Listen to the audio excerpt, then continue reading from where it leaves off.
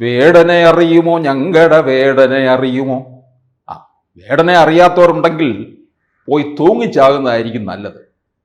നമ്മുടെ പിണറായി സർക്കാർ ഒരു കഞ്ചാവ് കേസ് പ്രതിയെയും 3 ബലാത്സംഗ കേസിലും പ്രതിയായിട്ടുള്ള മഹാകവിയായിട്ടുള്ള വേടന് മമ്മൂട്ടിയോടൊപ്പം ചലച്ചിത്ര അവാർഡ് കൊടുത്ത് ആദരിക്കാൻ പോവുകയാണ്. മികച്ച ഗാനരചയിതാവ്. അതിനു മുമ്പായിട്ട് കോഴിക്കോട് സർവകലാശാലയിലെ സിലബസിൽ വേടന്റെ കവിത പാഠ്യവിഷയമായി മാറുന്നു. എന്തു വേണം ഇനിയില്ലെങ്കിൽ? അതാണ് ഞാൻ പറഞ്ഞത്, വേടനെ കുറിച്ച് അറിയത്തില്ലെങ്കിൽ പിന്നെ ജീവിച്ചിരുന്നിട്ട് കാര്യമില്ല. വേടനാണ് എല്ലാം. പിണറായി വിജയൻ നെഞ്ചിലേറ്റുന്ന, പിണറായിയുടെ നെഞ്ച് പിളർന്ന് നോക്കിക്കഴിഞ്ഞാൽ നമുക്ക് കാണാൻ കഴിയുന്നത് റിയാസിനെ അല്ല, വേടനെ ആയിരിക്കും എന്നുള്ളതാണ്. ഞാൻ ഓർക്കുകയാണ് നമ്മുടെ മലയാള ചലച്ചിത്ര ഗാനശാഖയുടെ അധോഗതിയെ. വയലാർ രാമവർമ്മ, പി ഭാസ്കരൻ, യൂസഫ് അലി കേച്ചേരി, ONV കുറുപ്പ് എന്നീ മഹാരഥന്മാർ അണിനിരന്നിടത്താണ് ഈ വേടൻ എന്ന പുങ്കവൻ കൂടി വന്നിരിക്കുന്നത്. ഒന്ന് നമ്മളെല്ലാവരും ഒരു ഫോട്ടോ വീട്ടിൽ വെച്ച് ഒരു മാലയിട്ട് ആരാധിക്കുന്നത് നല്ലതായിരിക്കും. കാരണം സർക്കാർ അംഗീകരിച്ചു കഴിഞ്ഞാൽ പിന്നെ നമ്മളും അംഗീകരിക്കണമല്ലോ. നിങ്ങൾക്ക് ഏവർക്കും ഓർമ്മ കാണും, നമ്മുടെ മലയാളത്തിൻ്റെ പ്രിയപ്പെട്ട നടൻ ജഗതി ശ്രീകുമാർ ഒരു സ്ത്രീപീഡന കേസിൽ ആരോപണ വിധേയനായി. അത് അന്വേഷണമെല്ലാം കഴിഞ്ഞ് വെറുതെ വിട്ടു. വിതുര കേസ്, ആ വിതുര കേസ് നിലനിൽക്കുന്ന അവസരത്തിലാണ് 2007 അന്ന് മുഖ്യമന്ത്രിയായിരുന്ന VS അച്യുതാനന്ദൻ ഈ കൈത്തറിയുടെ ഒരു പ്രമോഷന് വേണ്ടി ഒരു ചടങ്ങ് സംഘടിപ്പിച്ചു. അപ്പൊ ഈ പ്രഗത്ഭരായിട്ടുള്ള ചില വ്യക്തികൾക്ക്, പല രംഗങ്ങളിലുള്ള വ്യക്തികൾക്ക് ഈ ഖാദി വസ്ത്രം, കൈത്തറി വസ്ത്രം കൊടുത്തുകൊണ്ടാണ് ആ പ്രമോഷൻ പരിപാടി നടപ്പിലാക്കിയത്. അത് VS അച്യുതാനന്ദനാണ് മുഖ്യാതിഥി. അങ്ങനെ ഓരോരുത്തർക്കും ഈ കൈത്തറി വസ്ത്രം കൊടുക്കുകയാണ്. ജഗതി ശ്രീകുമാറിൻ്റെ പേര് വിളിച്ചു. നമ്മുടെ എന്നും ഈ സ്ത്രീകളെ മോശമായി ചിത്രീകരിക്കുകയും അവർക്ക് നേരെ കൈവയ്ക്കുകയും ചെയ്യുന്നവരെ കയ്യാമം വെക്കണമെന്ന് പറഞ്ഞിട്ടുള്ള VS അച്യുതാനന്ദൻ ജഗതിയുടെ പേര് വിളിച്ചപ്പോൾ അദ്ദേഹം ആ ഖദർ വസ്ത്രങ്ങൾ, കൈത്തറി വസ്ത്രങ്ങൾ കൊടുക്കാൻ വിസമ്മതിച്ചു. ഒരു പീഡന കേസിലെ പ്രതിയാണ് എന്ന് പറഞ്ഞ് VS അച്യുതാനന്ദൻ അവിടെ നിന്ന് മടങ്ങുകയാണ് ചെയ്തത്. അത് വലിയ ചർച്ചയായിട്ടുള്ള കാര്യമാണ്. അതേ കമ്മ്യൂണിസ്റ്റ് മന്ത്രിസഭയാണ്, ആ മന്ത്രിസഭയുടെ പാരമ്പര്യമാണ് പിണറായി വിജയൻ സർക്കാരിനുള്ളത്.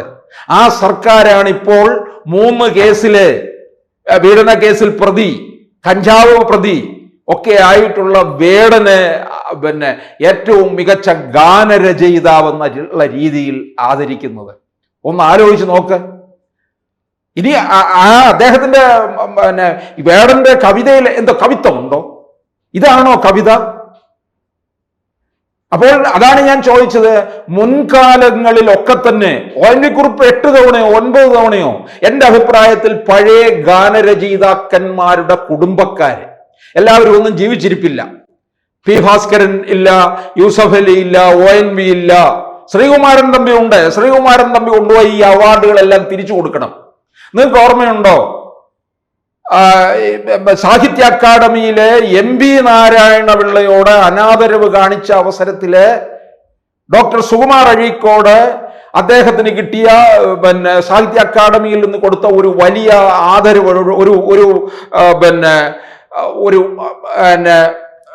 ഇത് അദ്ദേഹത്തിന്റെ അവാർഡ് കൊണ്ടുപോയി അക്കാദമി കൊണ്ട് തിരിച്ചു കൊടുത്തു. അദ്ദേഹത്തിനോട് അനാദരവ് കാണിച്ചതിന് ഡോക്ടർ സുകുമാർ അഴീക്കോട് ചെയ്തത് അത്തരത്തിലാണ് പ്രതിഷേധം രേഖപ്പെടുത്തിയത്. അതുപോലെ ഈ പഴയ ഗാനരചയിതാക്കളുടെ കുടുംബക്കാര് ചെയ്യേണ്ടത് അവരെ സകല അവാർഡുകളും കൊണ്ടുപോയി തിരിച്ചു കൊടുക്കണം സർക്കാരിന്റെ മുമ്പിൽ. ഈ സർക്കാരിന്റെ മുമ്പിൽ ഓച്ചാനിച്ച് നിൽക്കാത്തവർ കാണുമല്ലോ. സർക്കാരിൽ നിന്ന് എന്തെങ്കിലും എല്ലിൻ കഷ്ണത്തിന് വേണ്ടി നിൽക്കാത്തവരുണ്ടാകും, അവർ കൊണ്ടു കൊടുക്കണം. എനിക്ക് തോന്നുന്നു ശ്രീകുമാരൻ തമ്പിക്ക് ഒരുപക്ഷെ അതിന് കഴിയും. ശ്രീകുമാരൻ തമ്പി കൊണ്ടുപോയി കൊടുക്കണം. ശ്രീകുമാരൻ തമ്പിക്ക് എല്ലായിടത്തു നിന്ന് അനാദരവേ ഉണ്ടായിട്ടുള്ളൂ, പലയിടങ്ങളിൽ നിന്ന്, ഈ സർക്കാരിൽ നിന്നും ഒക്കെ. അതുപോലെ മറ്റുള്ളവരിലൊക്കെ തന്നെ പി ഭാസ്കരനും ഒക്കെ എത്രയോ തവണ കിട്ടിയിട്ടുണ്ട്.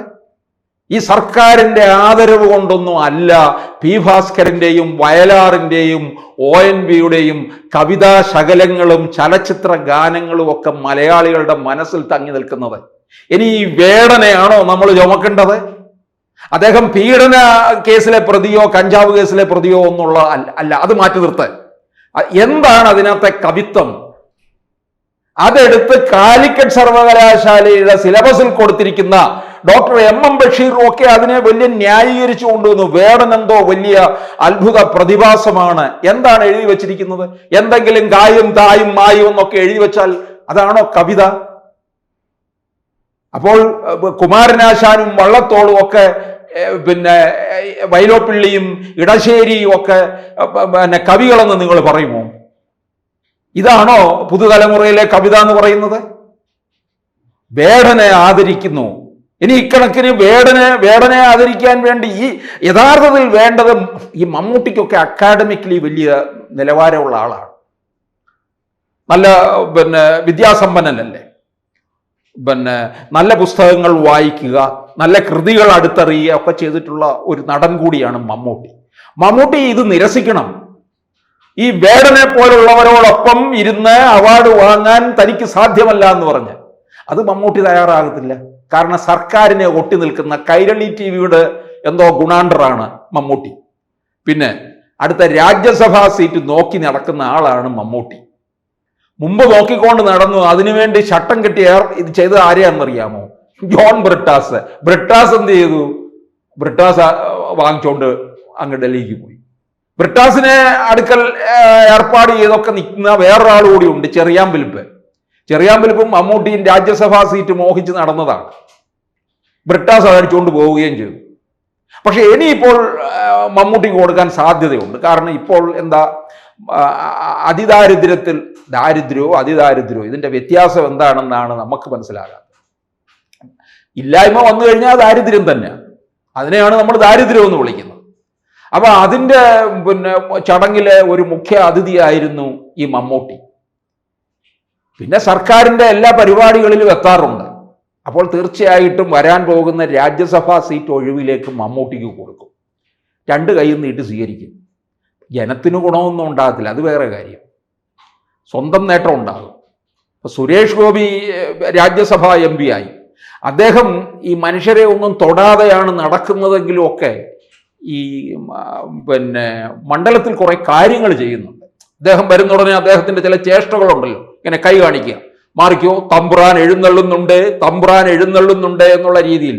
അതുപോലെ പ്രസംഗിച്ചു കഴിഞ്ഞാൽ ഉടനെ വേറൊരാൾ വന്ന് അടുത്തതായി ശ്രീ സുരേഷ് ഗോപിയെ ക്ഷണിക്കുന്നു. ഉടനെ സുരേഷ് ഗോപി അങ്ങോട്ട് മൈക്കിൻ്റെ അടുക്കിലേക്ക് ചെന്നിട്ട് ഇങ്ങനെ കൈ സൈഡിലേക്ക് കാണിക്കും. അപ്പോൾ അദ്ദേഹത്തിൻ്റെ സഹായി കൊണ്ടുവന്ന് ഒരു ഇത് ശുദ്ധീകരിക്കുന്ന അതങ്ങോട്ട് കൊടുക്കും. അത് മുഴുവൻ മൈക്കിൽ നിറയെ അങ്ങോട്ടടിക്കും. നമ്മുടെ അണുനാശിനി. അപ്പോൾ അതിനു മുമ്പ് സംസാരിച്ച ആളിനെ അവഹേളിക്കുന്ന ഒരു രീതിയല്ലേ, ആരും തൊടാൻ പാടില്ല, മാറിക്കോണം, ഇങ്ങനെയൊക്കെ. അത് എന്തെങ്കിലും ആകട്ടെ. അപ്പോൾ യഥാർത്ഥത്തിൽ അദ്ദേഹം എന്തെങ്കിലുമൊക്കെ കാര്യങ്ങൾ ചെയ്യുന്നുണ്ട്. മമ്മൂട്ടി രാജ്യസഭാ MP ആയാൽ മമ്മൂട്ടിക്ക് കൊള്ളാം, അല്ലാതെ ജനത്തിനൊരു പ്രയോജനവും ഉണ്ടാകത്തില്ല എന്നുള്ളതാണ്. അപ്പോൾ വേടനെ ആദരിക്കുന്ന, വേടനെ ഗാനരചയിതാവാക്കിയിരിക്കുന്ന ഒരു കാലത്തിലാണ് നമ്മൾ എത്തിയിരിക്കുന്നത്. അപ്പോൾ അതുകൊണ്ട് ഇവർ കുറേ കാലം ആരെയൊക്കെയോ ഓർക്കുന്നുണ്ടോ എന്ന് പാടിക്കൊണ്ട് നടന്നില്ലേ എന്ന് പറഞ്ഞ പോലെ, വേടനെ അറിയുമോ, ഞങ്ങളുടെ വേടനെ അറിയുമോ എന്ന് നമുക്കും പാടിക്കൊണ്ടിരിക്കാം. കൂടുതൽ വാർത്തകളും വിശേഷങ്ങളും നിങ്ങളിലേക്ക് എത്താൻ ABC മലയാളം സബ്സ്ക്രൈബ് ചെയ്യുക, ബെൽ ബട്ടണും അമർത്തുക.